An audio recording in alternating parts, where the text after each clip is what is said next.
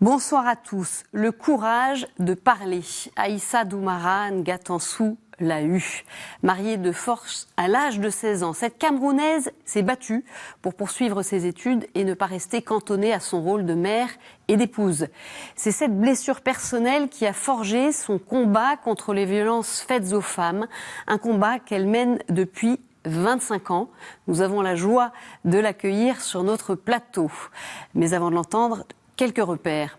Le Cameroun est un pays d'Afrique centrale, frontalier avec la Centrafrique, le Congo-Brazzaville, le Gabon, la Guinée équatoriale, le Nigeria et le Tchad.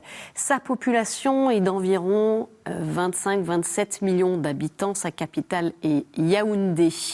Côté religion, les chrétiens sont majoritaires, autour de 61%, les musulmans 20,5%, les religions traditionnelles 17%. Tout de suite, je retrouve mon invité.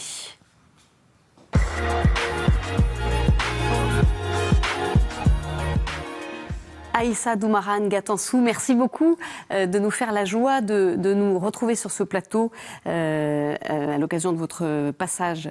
Alors, vous êtes originaire du nord du Cameroun. Dès l'enfance, vous allez prendre conscience d'une différence de traitement avec vos frères, bien que choyés par vos parents et surtout par votre maman. Vous avez subi un mariage forcé à l'âge de 16 ans et vous devenez mère à 18. Malgré l'opposition de votre belle famille, vous allez poursuivre vos études jusqu'à la fin du cycle secondaire. Battue par votre mari, vous parvenez à vous enfuir du foyer familial et finalement, c'est cette histoire-là, votre histoire personnelle, qui va progressivement vous conduire à vouloir sensibiliser les femmes, les jeunes filles, la société camerounaise sur ces violences qui peuvent être vécues, qui ne sont pas forcément connues. Et donc en 1996, vous cofondez l'association de lutte contre les violences faites aux femmes dans l'extrême nord du pays, à Maroua. Et voilà, vous êtes aussi, je le signale parce que c'est important et c'est significatif, la première lauréate du prix Simone Veil pour l'égalité femmes-hommes qui vous a été remis par le président Macron, c'était le 8 mars 2019 à l'Élysée. Voilà, je précise également que, née dans une famille musulmane, vous êtes devenue catholique à l'âge adulte. Alors bien sûr, on va parler de votre action avant cela, mais peut-être quelque chose que l'on voudrait comprendre. Moi, j'ai été confrontée à cette question en préparant l'émission. On entend parler de violences dans certaines régions du monde. Je pense en particulier à la RDC. On parle de viol contre les femmes, viol qui est une arme de guerre. En revanche, le Cameroun, c'est moins connu. Pourtant, il y a ce chiffre important, on va le voir sur notre antenne. Une femme sur deux vivra la violence, expérimentera la violence une fois dans sa vie au Cameroun. Donc ça paraît beaucoup. Est-ce que, tout comme en RDC, des femmes camerounaises, des jeunes filles, peuvent subir la barbarie ? Déjà, je rends grâce pour ce moment et je vous remercie de me faire l'honneur de parler sur la KTO. Peut-être une petite correction, je n'ai pas fui. Le foyer familial. Le foyer familial, ça c'est peut-être à corriger. Voilà. Vous êtes partie malgré tout de chez vous ? Je ne suis pas partie, je suis restée. Vous êtes restée ? Je suis restée. D'accord. Et je suis... Alors effectivement, c'est pas pareil. C'est pas pareil, c'est ça. Bien, la violence faite aux femmes, nous la décrivons comme une situation où la personne qui exerce cette violence-là, cet acte, ce geste, se trouve dans une position de pouvoir et veut contrôler sa victime. Et ça, c'est présent et perceptible dans mon pays et de là où je viens. Ce que vous avez relevé comme statistique, c'est vraiment exact. Une femme sur deux vivrait la violence et l'expérimenterait au moins une fois dans sa vie. Et ça, ce sont des statistiques qui proviennent du bureau du recensement du ministère de la promotion de la femme et de la famille et de ONU Femmes en 2018. Ça a été fait en 2018. Et également, les jeunes filles, 36% au niveau national auraient vécu le mariage précoce et forcé. Ça, c'est des statistiques nationales. Mais maintenant, s'il faut aller de manière très spécifique dans des endroits où ces pratiques sont les plus courantes, les statistiques pourraient être doubles. Mais nous n'avons pas les statistiques officielles pour pouvoir les avancer et affirmer cela. Alors ça, c'est ce que vous observez, par exemple, dans votre région, dans l'extrême nord du pays. Absolument. Alors, on peut peut-être aussi rappeler quelques éléments sur cette région-là qui est enserrée entre le Nigeria, le Tchad. Il y a des violences de Boko Haram depuis plus de 10 ans maintenant. Est-ce que ça a une résonance directe sur ces violences-là? Quelle violence les femmes peuvent subir de la part de Boko Haram? Il faut dire que les situations de crise, de conflit et même les conséquences de changements climatiques ont une très forte incidence sur la situation de violence que subiraient les femmes. Et justement, les femmes qui se trouvent dans cette partie de notre pays vivent des situations de violence très exacerbées dues justement à tout ce contexte-là. Par exemple, vous verrez des femmes vous avez certainement suivi à travers les médias, où elles ont été utilisées comme des bombes humaines. Ça, c'est le pire qui pourrait arriver, c'est-à-dire mettre fin à sa vie. Des femmes qui sont violées, des femmes qui sont mariées de force. Et puis, il y a aussi d'autres pratiques culturelles telles que les mutilations génitales féminines qui sont encore présentes. Et toutes ces formes de violence-là sont perceptibles. Et au-delà, on retrouve également le déni de ressources, c'est-à-dire le déni de ressources et d'opportunités où la femme n'a pas le minimum pour pouvoir peut-être travailler et avoir des ressources pour elle-même. Des petites filles ou des filles ne peuvent pas accéder ou bien rester à l'école le plus longtemps possible, et puis les violences psychologiques. Alors, vous évoquiez parmi toutes ces violences, et elles sont nombreuses, le mariage forcé, ça fait écho bien sûr avec votre propre expérience. Oui, le mariage précoce et forcé est l'une des formes de violence qui expose la victime à toutes les autres formes qu'on pourrait imaginer. À la fois, elle vivra le viol, elle vivra les violences sexuelles, le déni de ressources parce qu'elle n'aura pas pu se réaliser, faire peut-être des études jusqu'à pouvoir obtenir une activité rémunérée ou bien pouvoir se déployer elle-même dans la vie. Et puis, le mariage précoce et forcé l'expose également à des violences psychologiques dont il faut comprendre que lorsque les parents décident de s'engager dans de telles pratiques, ils prennent beaucoup de risques. Le risque que leur fille soit violée, le risque qu'elle ne puisse pas achever ses études ni classiques ni religieuses, le risque qu'elle ne puisse pas se réaliser, le risque qu'elle n'ait pas accès à toutes les opportunités qui se présentent dans la société. Alors vous, juste précisément, vous avez pris le contre-pied, vous avez réussi à vous battre et à continuer justement vos études et à vous engager dans ce combat, qui est le combat de votre vie. Dites-nous, on comprend bien, il y a ce contexte sécuritaire, il y a les changements climatiques qui ont un impact aussi sur la violence. Alors justement, cette question-là des changements climatiques, comment est-ce que ça joue sur ces violences? En quoi est-ce que ça provoque des violences? Oui, comme récemment, nous avons connu une situation inédite d'inondation. Et dans ces zones-là où il y a eu ces fortes inondations, les récoltes ont été détruites, les habitations, les biens et autres. Et il se trouve que les femmes les enfants, filles plus particulièrement, se trouvent à la merci des intempéries. Celles qui sont en grossesse, elles ne peuvent pas se rendre facilement dans les espaces spécialisés pour les consultations prénatales. Parce qu'elles sont abandonnées par le compagnon, le mari, c'est ça? Qu'est-ce qui se passe? Elles se retrouvent toutes seules dans ces situations-là? Oui, elles se trouvent toutes seules, pas peut-être abandonnées par le compagnon, parce que le compagnon, dans les zones reculées, il va quitter le village pour aller vers les centres urbains ou bien vers des espaces pour chercher de l'emploi. Et c'est les femmes et les enfants qui restent dans les villages. Et vous verrez que lorsque vous vous rendez dans ces contrées, dans ces communautés, vous verrez de très jeunes femmes enceintes qui ne vont pas à l'école, qui sont abandonnées à elles-mêmes.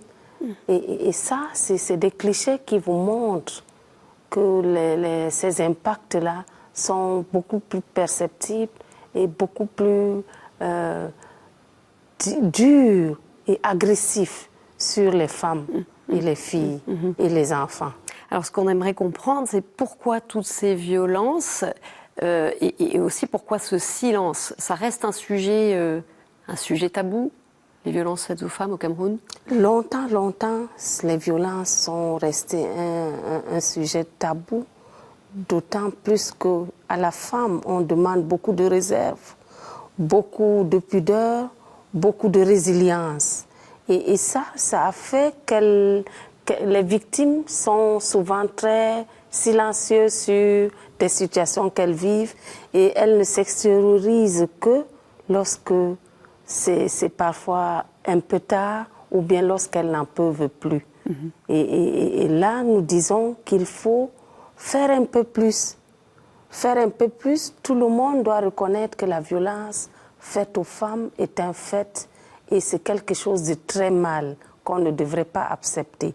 On ne devrait, sous aucun prétexte, dire que les femmes devraient endurer, devaient prier par exemple pour le bourreau. Ça, ce n'est pas normal.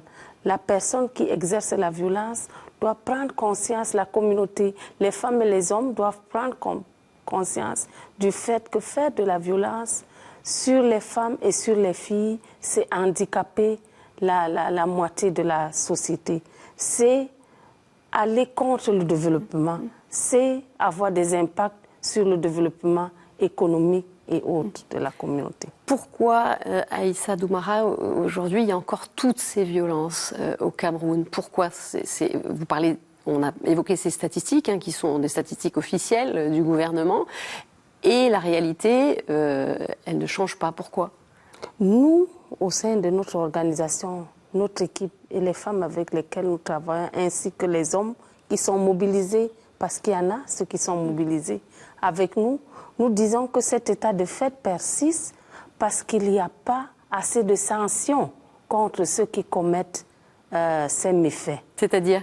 C'est-à-dire le bourreau, la personne qui est agressive, qui commet cette violence-là, elle devrait pouvoir être sanctionnée et qu'on devrait exiger d'elle qu'elle fasse des réparations.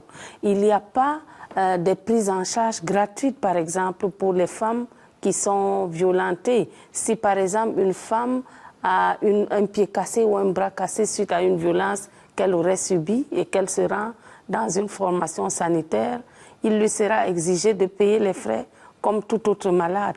Or, elle n'en a pas déjà.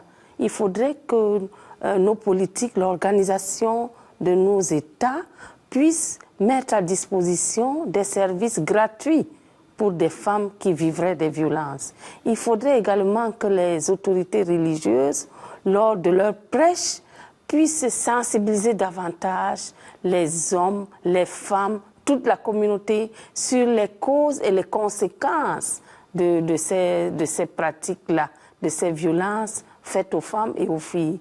Parce que les conséquences sont tellement énormes qu'ils n'impactent pas seulement la vie de la victime, mais ça se déteint sur sa famille, sur ses enfants, sur sa communauté, sur l'économie même du pays. Donc c'est un problème assez sérieux qui devrait être pris à bras le corps par les autorités et qu'il faudrait une politique assez complète, assez claire et précise pour pouvoir apporter des réponses réelles et importantes par rapport à ce mot qui fait du mal, qui tue les femmes, qui tue la moitié, peut-être même un peu plus que la moitié de notre population. Alors vous évoquez justement, vous interpellez les autorités religieuses. On va se poser la question de savoir comment l'Église du Cameroun appréhende la question de la violence des femmes. On écoute le point de vue de Marie-Hortense Onana, présidente de l'Association des Dames apostoliques du Cameroun pour le diocèse de Maroua-Mokolo. On en parle juste après. Comme on a mis en place la commission justice et paix, pour qu'on mette en place une commission ou un mouvement qui s'occupe en particulier des violences faites aux femmes et à la jeune fille. Ça permettrait aussi, même en même temps, d'ajouter tous les autres aspects du développement humain, parce que si on n'est pas équilibré, si on est maltraité, c'est des jeunes filles qui vont en mariage à 9 ans parce qu'on a peur qu'elles prennent des grossesses en famille. C'est des femmes qui sont répudiées. Beaucoup de femmes ont beaucoup d'enfants sans acte de mariage. Les filles, le viol est quasiment normal. Je pense que le moment est venu et moi, j'ai dit tout pour moi est une opportunité. Et je crois que c'est une opportunité qui nous est offerte pour que Madame Doumbara nous aide véritablement à mettre en place au niveau du diocèse une commission ou un mouvement qui s'occupe uniquement des violences qui sont faites aux femmes. Donc l'Église, elle doit s'engager davantage, c'est ce que l'on comprend, c'est ça. Pourquoi finalement l'Église n'est pas encore pleinement engagée sur ces questions? Oui, l'Église devrait s'engager de manière très claire et précise par rapport à la situation des violences faites aux femmes et aux filles, parce qu'il y a déjà beaucoup d'actions qui sont faites, notamment par le Codas Caritas, en termes de développement humain, social, économique. Mais là-dedans, la partie qui est invisible, c'est le fait qu'on ne peut pas faire tout cela lorsqu'on n'est pas bien dans son cœur, dans sa tête et dans son corps. Et les femmes sont celles qui portent l'Église. Elles sont des ouvrières très douées et qui font le travail avec le cœur et l'âme. Il faudrait qu'il y ait une attention vraiment particulière et qu'on voie un espace assez précis où elles peuvent se rendre lorsqu'elles vivent ce mal-être-là. Pourquoi ça n'existe pas encore, ces lieux-là, voilà, cet engagement clair de l'Église? Expliquez-nous. Oui, peut-être que nous n'avons pas toute l'autorité pour pouvoir nous prononcer là-dessus, mais ce que nous savons, nous avons des partenariats avec les structures de l'Église qui nous réfèrent des cas de violence observés parmi les femmes, parmi l'Église, qui sont orientés vers nos espaces de prise en charge. Et le travail que nous faisons, c'est un peu complémentaire. Nous appelons cela la chaîne des intervenants, parce que nous faisons notre part de travail qui consiste à faire l'accompagnement psychosocial, économique, sanitaire, juridique. Et puis l'Église, elle a sa part de responsabilité qu'elle fait. Nous disons qu'elle doit s'engager davantage parce qu'elle a l'autorité pour parler à ces personnes qui causent du tort aux femmes. Elle peut parler et nous pensons qu'elle peut être plus écoutée que nous. Elle a l'autorité pour être écoutée et elle peut arriver véritablement à changer des comportements parce que c'est un processus de changement de comportement vis-à-vis des femmes et des filles. C'est un processus qui consisterait à considérer l'autre comme soi-même. C'est un espace, c'est une expression d'amour vis-à-vis des femmes et des filles pour qu'elles soient considérées comme des personnes à part entière qui ont le droit à tout, qui ont le droit à l'éducation, le droit à la vie, le droit à la parole et le droit d'exister tout simplement.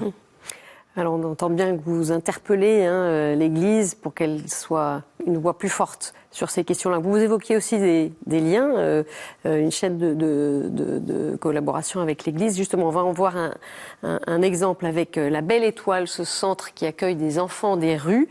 Certaines jeunes filles victimes de violences y sont recueillies avant d'être réorientées vers vous. Aïssa, les explications du père Albert Gaillard, responsable du centre. Sur la base de la confiance qu'elles nous font comme prêtres, et nous les écoutons. Et nous essayons de faire un peu, de recouper l'information, de comprendre ce qui se passe ou ce que vit la personne. Et c'est à travers la compréhension de ce problème que nous les orientons. D'abord, généralement, si c'est des jeunes filles, puisque le centre dont je suis responsable généralement n'accueille pas des filles, mais qu'on réfère ces filles-là soit au centre comme l'association des violences faites aux femmes ou à d'autres cadres spécialisés qui accueillent les filles. Et généralement, ces filles, quand nous les recommandons à de tels centres, nous prenons en charge leur scolarité, quand ils ont la scolarité, tous leurs besoins. Avec toutes les actions qui sont menées sur le terrain, il y a quelque chose déjà qui est fait et qui est encourageant. Mais vous savez, il y a d'autres cas où il est difficile souvent de repérer parce que le silence aussi des victimes ne nous permet pas de les déceler. Mais ce qui est déjà fait est fort encourageant. Il y a des personnes de bonne foi, de bonne volonté, comme Mme Doumara à travers l'association de lutte contre les violences faites aux femmes. Si cette catégorie d'associations se multiplie, on croit et on espère vraiment que la femme aura demain la tête haute pour faire face à ces abus. Voilà, que la femme aura la tête haute. Est-ce que vous avez, vous, des raisons d'espérer? Est-ce que vous envoyez des femmes aujourd'hui qui ont la tête haute au Cameroun, à travers aussi toutes vos années de combat? Oui, j'ai beaucoup aimé le mot de fin du père Albert que je salue. Et Madame Onana aussi, ma présidente.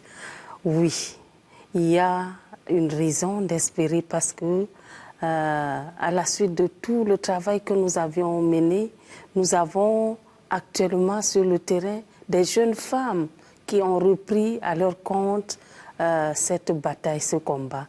Et elles se sont organisées en association de promotion et d'autonomie des droits des filles. Il y a des clubs de filles qui poussent un peu partout. Ce sont des structures au sein desquelles se retrouvent des jeunes filles et qui apprennent à développer le leadership d'elles-mêmes, à parler des droits, de toutes les questions des droits sexuels, parce qu'il faut reconnaître que la question des violences faites aux femmes est intimement liée à la sexualité des femmes, dont nous espérons, nous avons vraiment de l'espoir et nous sommes très heureuses que ces très jeunes filles parlent d'elles-mêmes, elles parlent de leur corps, de ce qu'elles veulent, de comment elles doivent être traitées. Nous avons initié des groupes de filles leaders qui sont un peu partout dans la communauté et même nous sommes actuellement en train de travailler sur la mise en place des plateformes, des organisations dirigées par les femmes. C'est des femmes adultes, c'est des mamans, c'est des mères, c'est des grandes-mères qui sont ensemble, qui se mettent ensemble pour parler des questions de développement au sein de leur communauté, qui parlent des activités économiques, qui conseillent et auprès desquelles on s'abreuve pour pouvoir continuer la bataille. Et nous avons beaucoup d'espoir là-dessus. Merci beaucoup Aïssa Doumara Ngatansou pour votre témoignage. On va continuer à suivre ce qui se passe pour les femmes au Cameroun. Et voilà, tout de suite, on retrouve notre chronique du monde.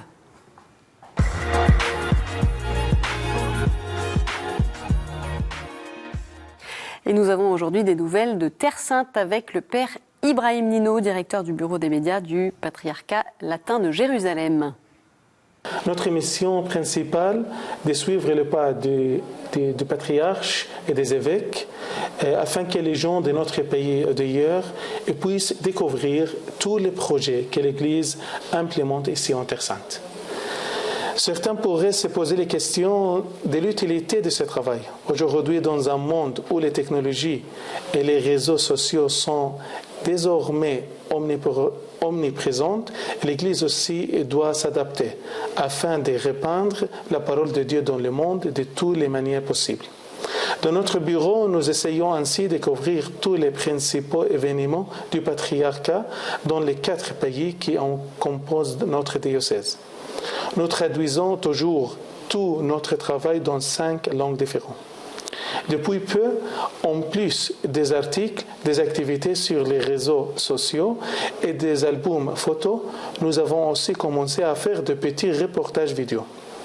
En Terre Sainte, il y a plusieurs bureaux médias chrétiens spécialisés dans l'actualité exclusivement religieuse, comme le CMC. Nous collaborons souvent avec ce bureau, notamment à l'occasion de Noël ou de Pâques. Tout ce que nous faisons en tant que bureau média est disponible sur les sites du patriarcat et sur tous nos réseaux sociaux. Nous trouvons le lien ici dans les vidéos. Et puisqu'il s'agit de ma dernière intervention, je voudrais remercier KTO de m'avoir fourni cette opportunité de vous parler de notre Église mère. Merci. Merci surtout à vous, Père Ibrahim, pour toutes vos chroniques. Voilà, c'est la fin de cette édition et vous pouvez la retrouver bien sûr sur notre site et nos réseaux sociaux. Il me reste à vous souhaiter une très belle semaine et on se retrouve jeudi prochain. Au revoir.